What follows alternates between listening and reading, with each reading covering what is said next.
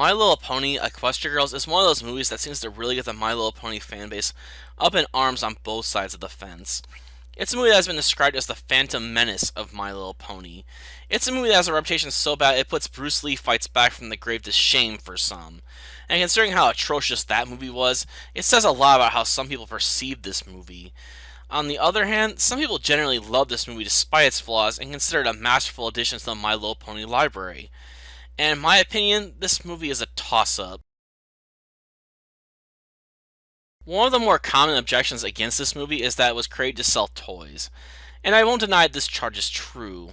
The sequel makes this even more apparent with a $4 coupon if you purchase the movie, and a toy from the Equestria Girl line of products at the same time. But it's bizarre that this is some sort of major talking point against the movie. Let's face it, anytime you see a movie based on a popular children's franchise, it's meant to move toys.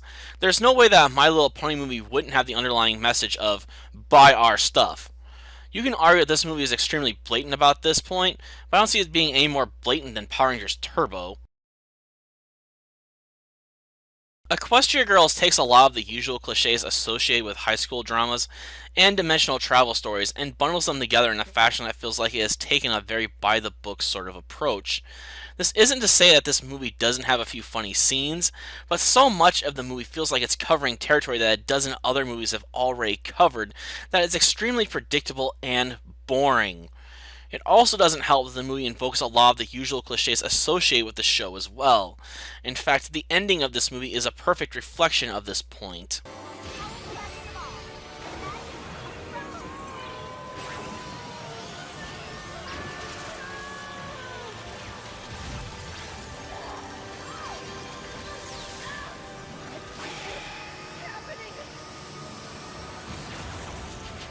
It just boggles the mind that they couldn't come up with anything more original for a theatrical movie, especially one that doesn't have any sort of attachment to the rest of the franchise. If you're going to create a movie in a parallel universe and then disconnect it from the rest of your continuity, you might as well do something new and interesting with it, rather than rehash the same story that was told in a two-parter in the show already. And this next bit didn't help anything either. I'm sorry. I'm so sorry. I didn't know there was another way. This is just the final cliche in the coffin as far as I'm concerned. I might be a fan of happy endings, but this change of character from school bully to lost soul seeking redemption feels entirely out of place. I probably don't have the best eye for animation details, mainly because I don't put too much emphasis on the graphical presentation of a piece, but I don't see what people are complaining about. It looks decent enough in my opinion. In terms of musical choice, the movie is okay in my opinion. The movie definitely has a pop sort of feel to it, but it's hard to deny this fits with the nature of the movie and its intended goal. The voice acting does alright for itself. It's obvious that they got the usual cast together for this project, and while some of the dialogue delivery might be a bit poor, I'm largely crediting it to how cheesy the dialogue is at times. Here and in Equestria, it is the only magic that can truly unite us all. Equestria Girls is a decent movie when it comes to presentation, but the narrative itself feels extremely weak.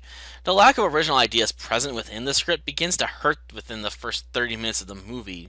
It gets even worse when you consider the usual staple of plot holes that are present within a movie like this.